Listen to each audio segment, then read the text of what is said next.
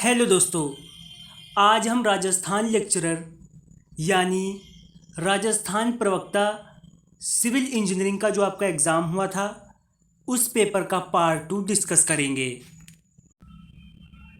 Please आप लोग video को पूरा देखिएगा। क्वेश्चन नंबर 1 है, for testing of compressive strength of cement the size of cube mould is. Cement की कंप्रेसिव स्ट्रेंथ की जांच के लिए क्यूब के साँचे का आकार कितना होता है? ये होता है 7.06 सेंटीमीटर। ऑप्शन बी आपका सही रहेगा। अब हम इससे संबंधित कुछ पॉइंट और कवर करके चलेंगे। सीमेंट की कंप्रेसिव स्ट्रेंथ टेस्ट के लिए 6 क्यूब 24 घंटे तराई यानी क्यूरिंग के बाद कंप्रेसिव स्ट्रेंथ की ज्ञात किए जाते हैं। इनकी 3 दिन की कंप्रेसिव स्ट्रेंथ होती है 16 न्यूटन mm स्क्वायर।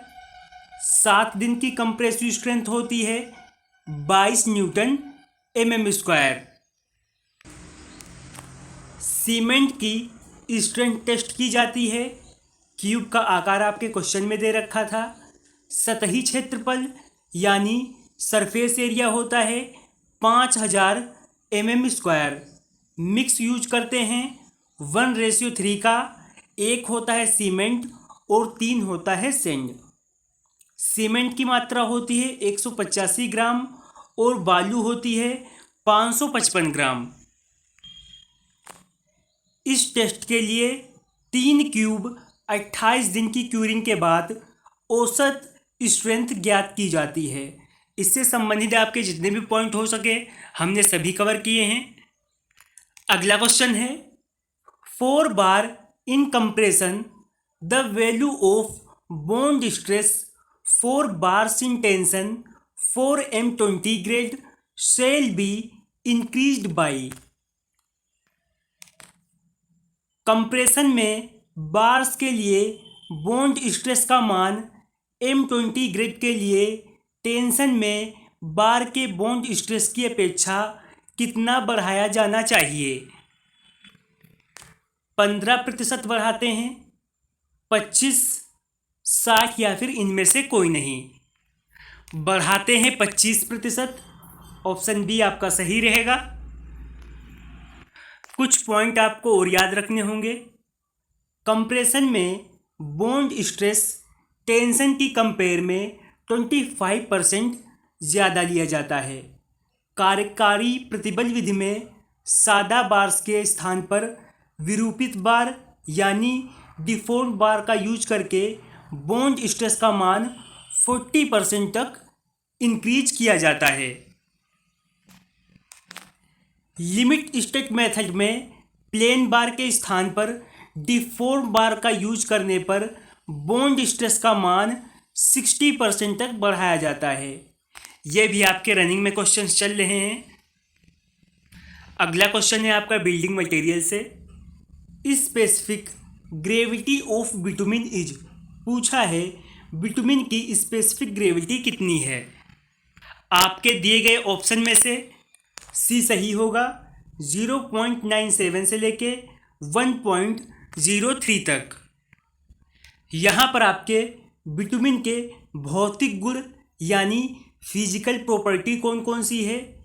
ये श्यान तरल होता है जिसका रंग काला या भूरा होता है यानी ब्लैक और ब्राउन होता है। ये CH2 में विलय और जल में अविलय होता है। बिटुमिन की स्पेसिफिक ग्रेविटी लगभग 1 होती है और जो प्योर बिटुमिन होता है उसकी स्पेसिफिक ग्रेविटी 0.97 से लेकर 1.02 के बीच होती है। इसमें जलरोधी गुण होते हैं यानी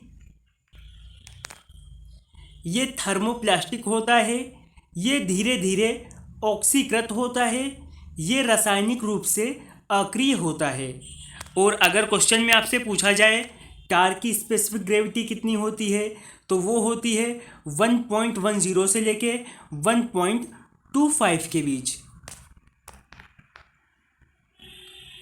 अगला क्वेश्चन भी आपका बिल्डिंग मटेरियल से है।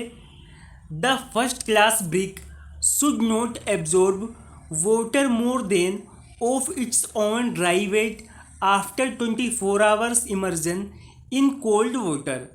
पूछा है जो आपकी फर्स्ट क्लास की ब्रिक होती है पानी में 24 घंटे डूबा रहने के बाद अपने भार का निम्न में से अधिक जल अवशोषित नहीं करना चाहिए। आपकी जो फर्स्ट क्लास की ब्रिक होती है वो 20% से ज़्यादा पानी नहीं सोखनी चाहिए। ऑप्शन सी आपका सही है। फर्स्ट क्लास की ब्रिक की जो होती है आपकी उसकी कंप्रेसिव स्ट्रेंथ 10.5 न्यूटन mm² से कम नहीं होनी चाहिए और इस प्रकार की ब्रिक का भार जो है 2.75 से लेके 3 किलोग्राम के बीच होना चाहिए। और जो आपकी सेकेंड क्लास की ब्रिक होती है उसे 24 घंटे तक पानी में अगर डुबाया जाए तो वो 22% से ज़्यादा पानी नहीं सोखनी चाहिए। अगला क्वेश्चन है nominal mix M20 concrete represent the nearest ingredient ratio is. पूछा है M20 कंक्रीट के नामन मिक्स में अवयवों का लगभग अनुपात कितना प्रदर्शित होता है। तो M20 के लिए होगा ऑप्शन सी आपका सही। यहाँ पर आपको पूरी टेबल दे रखी है। M5, M7.5, M10, M15, M20, M25। आपके RCC वर्क के लिए जो है मिनिमम M20 ग्रेड की कंक्रीट यूज की जाती है। आप चाहे इसका स्क्रीनशॉट ले सकते हैं।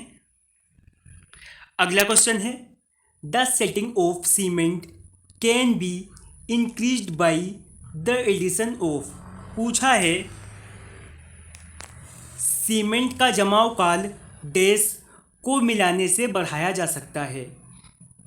किसको मिलाने से बढ़ाया जा सकता है?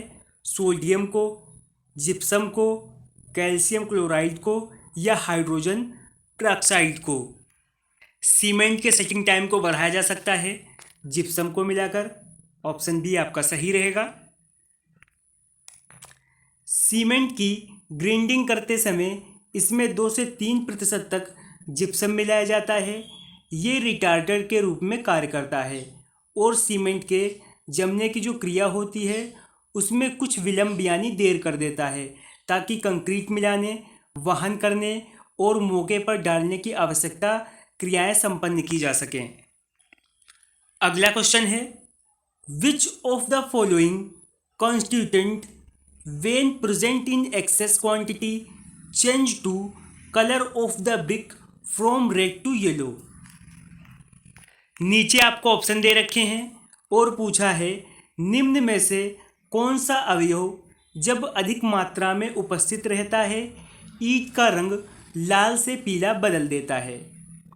एल्यूमिना, सिलिका, एल्कलीज या फिर लाइमस्टोन।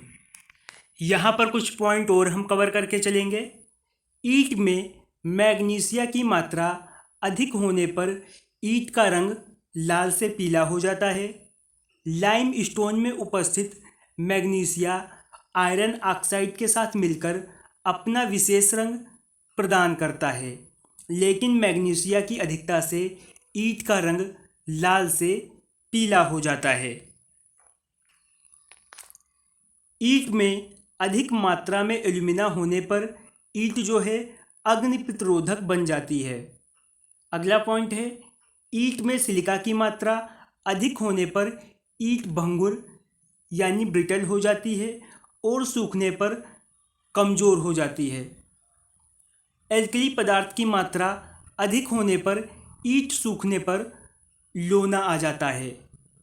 सही मात्रा में चूना होने पर अच्छी ईंट प्राप्त होती है, लेकिन इसकी अधिक मात्रा से ईंट का रंग लाल से पीला हो जाता है।